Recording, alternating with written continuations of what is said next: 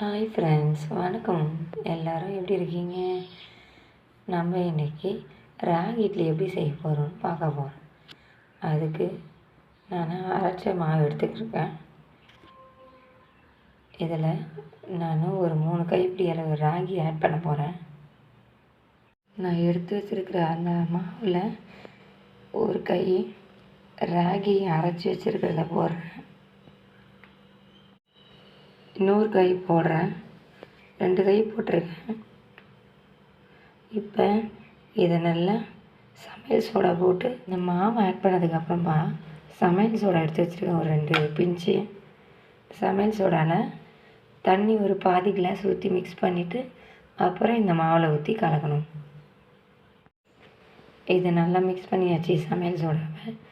நான் இப்போ இந்த மாவில் ஊற்றுறேன். இந்த ராகி இட்லி இது நம்ம எல்லாருமே டெய்லியும் சாப்பிட வேண்டியது. நீங்கள் யாரும் இந்த மாதிரி செய்யாமல் இருக்காதீங்க. இப்போ இந்த மாவை நம்ம தண்ணி ஊற்றி கரைச்சிப்போம். இட்லி ஊற்றுற அளவுக்கு நம்ம கொஞ்சம் தண்ணி ஊற்றி மிக்ஸ் பண்ணிப்போம். இந்த ராகி இட்லி நம்ம எவ்வளோ செஞ்சு சாப்பிட்றோமோ அவ்வளோ நம்ம போனுக்கு நல்லது, நம்ம ஹெல்த்துக்கு நல்லது. நமக்கு முட்டி வலியே வராதுப்பா, சளி பிடிக்காது. இந்த மாதிரி நிறைய நமக்கு இது இருக்குது. நான் இந்த மாவு அரைக்க கொடுக்குறப்பே உப்பு போட்டு அரைச்சிருக்கேன். அதனால் இதில் உப்பு போட வேண்டிய தேவையில்லை. நீங்கள் உப்பு போடணுன்னா அரைக்கிறப்பே கொடுத்து போட்டுக்குங்க. இட்லி தட்டில் நல்லா எண்ணெய் நிறைய வச்சு தடவிங்க. இந்த மாதிரி 3 குழிக்கு தடவிங்க. இதில் நல்லா தடவிட்டு அப்புறம் இதில் இட்லி ஊற்றுங்க. எண்ணெய் நல்லா குழியில் நிறைய தடவினா தான் நமக்கு இட்லி நல்லா பொசன்னு ஈஸியாக இருக்கும் எடுக்க வர. இட்லி தட்டில் எண்ணெய் தடவியாச்சு.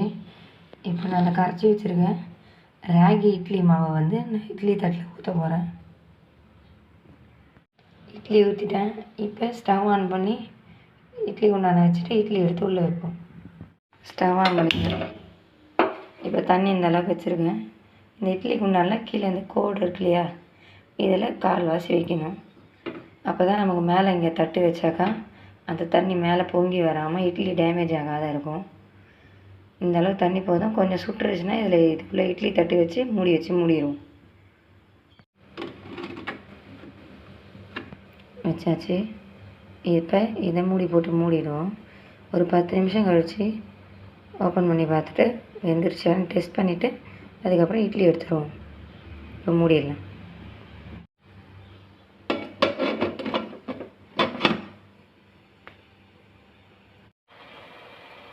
இட்லி நல்லா வெந்துருச்சு போல், ஆவி மேலே பறக்குது. சரி, இதை ஆஃப் பண்ணிவிட்டு ஒரு 5 மினிட்ஸ் கழித்து இட்லி தட்டிலேருந்து இட்லி எடுத்துடலாம். அப்போ தான் இட்லி எடுக்க ஈஸியாக வரும். வா, சூப்பராக இட்லி வெந்திருக்கு. பொசுன்னு இருக்குது. இட்லி வெந்துருச்சுப்பா. அப்படி உங்களுக்கு இட்லி வெந்துருச்சா இல்லையான்னு சந்தேகமாக இருந்தால் நீங்கள் ஒரு ஸ்பூனோ இல்லை நைஃபோ எடுத்தோ அந்த இட்லி நடுவில் குத்தி பாருங்கள். அதில் பிடிக்காமல் இருந்தாக்கா, இட்லி பிடிக்காமல் இருந்தால் மாவு நல்லா வெந்துருச்சுன்னு அர்த்தம். அப்படி பிடிச்சிருந்தா இன்னும் கொஞ்சம் வேக வைக்கணும்னு அர்த்தம்.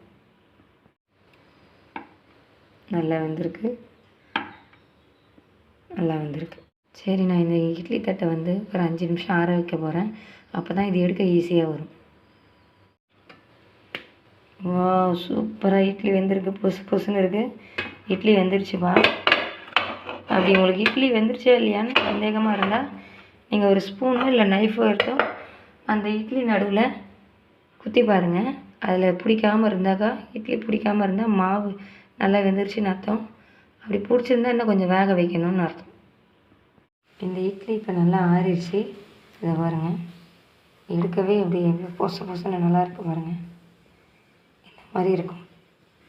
சரி, இப்போ இதை எடுத்து ஒரு பவுலில் போட்டு வச்சுக்கலாம். ஹாய் ஃப்ரெண்ட்ஸ், நம்ம அந்த ராகி இட்லி செய்கிறதுக்கு நம்ம சைட் டிஷ்ஷாக நாங்கள் பீட்ரூட் பொரியல் செய்யணும். அது இப்போ எப்படி செய்கிறோன்னு பார்க்கலாம். அதுக்கு தேவையான பொருட்கள் தக்காளி கட் பண்ணி வச்சுருக்கேன் 1, வெங்காயம் 2 வெங்காயம் கட் பண்ணி வச்சுருக்கேன், 3 காஞ்ச மிளகாய் வச்சுருக்கேன், கொத்தமல்லி ஒரு பிடி அளவு வச்சுருக்கேன், கொஞ்சமாக கருவேப்பிலை எடுத்து வச்சுருக்கேன், 2 பூண்டு உரித்து வச்சுருக்கேன் ஃப்ரெண்ட்ஸ், அரை மூடி தேங்காய் அரைச்சி வச்சுருக்கேன், கடுகு 1 டீஸ்பூன் எடுத்திருக்கேன், ஜீரகம் அரை டீஸ்பூன் எடுத்திருக்கேன், உளுத்தம்பருப்பு 1 டீஸ்பூன் எடுத்திருக்கேன், பீட்ரூட்டு அரை கிலோ எடுத்து சீவி வச்சுருக்கேன். பீட்ரூட் வந்து ரொம்ப நல்லதுப்பா, நமக்கு நிறைய ரத்த ஓட்டம் கிடைக்கும் நம்ம இது மாதிரி செஞ்சு சாப்பிட்டா. சரி வாங்க பீட்ரூட் பொரியல் எப்படி செய்யலான்னு பார்க்கலாம். ஸ்டவ் ஆன் பண்ணிட்டேன், கடாய் வச்சுருக்கேன். இப்போ இது நல்லா காஞ்சதுக்கப்புறம் எண்ணெய் விட்டுக்கலாம், 4 டீஸ்பூன் எண்ணெய் விட்டுக்கலாம். எண்ணெய் காஞ்சதுக்கப்புறம் கடுகு சீரகம் போட்டு பொரிய விடலாம். இந்த வானல் நல்லா காஞ்சிருச்சு. இப்போ இதில் எண்ணெய் விட்டுக்கலாம், 4 ஸ்பூன் 4 ஸ்பூன் எண்ணெய் விட்டுட்டேன். இது நல்லா காயட்டும். காஞ்சதுக்கப்புறம் நம்ம அந்த கடுகு போட்டு பொரிய விடுவோம். எண்ணெய் நல்லா காஞ்சிருச்சு. இப்போ இந்த காஞ்ச எண்ணெயில் கடுகை போட்டு பொரிய விடுவோம்.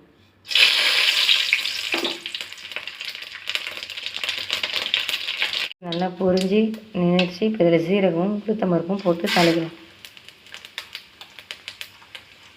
இது நல்லா பொன்னிறமாக ஃப்ரை ஆகணும். அதுக்கப்புறம் கருவேப்பிலையும் மிளகாயும் ஆட் பண்ணி ஃப்ரை பண்ணணும். பருப்பு நல்லா வறுபட்டுச்சு. இதில் காஞ்ச மிளகாயும் கருவேப்பிலையும் போட்டுருவோம். அதுக்கப்புறம் வெங்காயம் போட்டு பூண்டு போட்டு வதக்குவோம். வெங்காயம் ஆட் பண்ணிட்டேன். இப்போ இதை பூண்டு சேர்க்க போகிறேன். வெங்காயம் போட்டதுக்கப்புறம் பூண்டு சேர்க்கணும்ப்பா. பூண்டு போட்டுச்சு. இதில் கொஞ்சம் உப்பு பெருங்காயத்தை போட்டு ஆட் பண்ணிக்கலாம். உப்பு போட்டுக்கலாம். உப்பு நான் ஒரு 2 டீஸ்பூன் போட்டுக்கினேன். இந்த காய்க்கு தகுந்தாப்பில் நம்ம உப்பு போட்டுக்கலாம்ப்பா. பீட்ரூட்டுக்கு மட்டும் கொஞ்சம் உப்பு கம்மியாக போடுங்கப்பா, ஏன்னா காயிலே கொஞ்சம் இதுவாக இருக்கும், சால்ட்டியாக தான் இருக்கும். நம்ம இதில் பெருங்காயத்தை ஆட் பண்ணிக்கலாம். இப்போ இது நல்லா கலரி விடுவோம். இது நல்லா வேகிற வரைக்கும் கலரி விடுவோம்.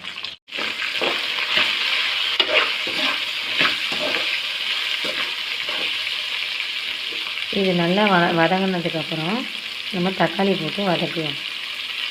வெங்காயம் நல்லா வதங்கிடுச்சு. நான் இப்போ இதில் ஒரு பெரிய தக்காளி ஆட் பண்ண போகிறேன்.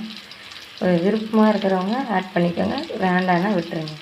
தக்காளி ஆட் பண்ணால் எனக்கு கொஞ்சம் டிஃப்ரெண்ட் டேஸ்ட்டு கொடுக்கும். கொஞ்சம் லைட்டாக புளிக்கிற மாதிரி இருக்கும். லைட்டாக தான், அது தெரிஞ்சிக்காது அவ்வளோவா. இது நல்லா வதங்கட்டும். தக்காளியும் நல்லா வதங்கட்டும்.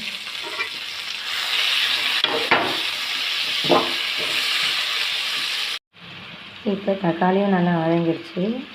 இப்போ நம்ம இதில் பீட்ரூட் போட்டு நல்லா வதக்கிடுவோம்.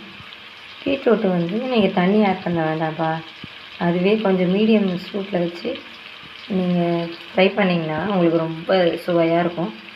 சாப்பிட ரொம்ப ரொம்ப சூப்பராக இருக்கும். ஸோ நீங்கள் கொஞ்சம் கம்மி சூட்லேயே வச்சு ஃப்ரை பண்ணிக்கணும். இந்த சீவி வச்சுருக்க பீட்ரூட் இதில் போட்டுடுறேன்.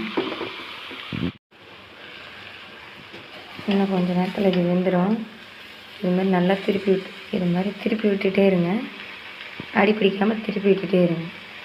நான் கொஞ்சம் மீடியம் ஸ்பீடில் வச்சு தான் வேக வைக்கிறேன். இன்னும் ஒரு 2 நிமிஷத்தில் இது வெந்துடும். இது ஆஃப் பண்ணிடுவேன் நான்.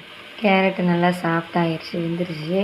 இப்போ நான் துருவி வச்சுருக்க தேங்காய் இதில் ஆட் பண்ணி ஒரு 2 நிமிஷம் கலரி விட்டு நிறுத்திக்கிறேன். கொத்தமல்லி போட்டு இது நல்லா கலரிக்கலாம்.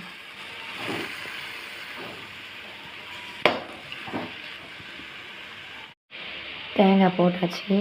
இன்னும் ஒரு 2 செகண்டில் இதை நிறுத்திட போகிறேன். நீங்கள் தேங்காய் முடிஞ்ச அளவுக்கு அப்படியே சாப்பிட்டாலும் நல்லது, இல்லை உங்களோட சாப்பாட்டில் சேர்த்துக்கிட்டாலும் ரொம்ப நல்லா, உங்கள் வாய்க்கும் உங்கள் வயிற்று புண்ணுக்கும் ரொம்ப நல்லது. போதும்பா, இதை ஆஃப் பண்ணிடுறேன். பீட்ரூட் நல்லா வந்துருச்சு. இதில் கொத்தமல்லி தூவிட்டு ஆஃப் பண்ணிடுறேன். கலர்ஃபுல்லான பீட்ரூட் பொரியல் ரெடி. சுவையான பீட்ரூட் ராகி இட்லி தயார். எவ்வளோ கலர்ஃபுல்லாக இருக்குது பாருங்கள். இங்கே பாருங்கள், சூப்பராக இருக்குல்ல.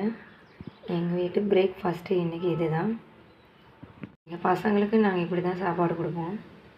அதே தான்ப்பா நானும் வீடியோவில் போடுறேன். நாங்கள் என்ன சாப்பிட்றோமோ அதுதான் நாங்கள் வீடியோவில் செஞ்சு போடுறோம். நீங்களும் இது மாதிரி ஹெல்த்தியாக செஞ்சு சாப்பிடுங்க, ஆரோக்கியமாக இருங்க. டென்ஷன் ஆகாதீங்க. Be cool. அப்படியே டென்ஷன் ஆனாகணும். கண்ணை மூடிட்டு 1 2 சொல்லுங்கள், 10 வரைக்கும் எல்லாம் சரியாக போயிடும்.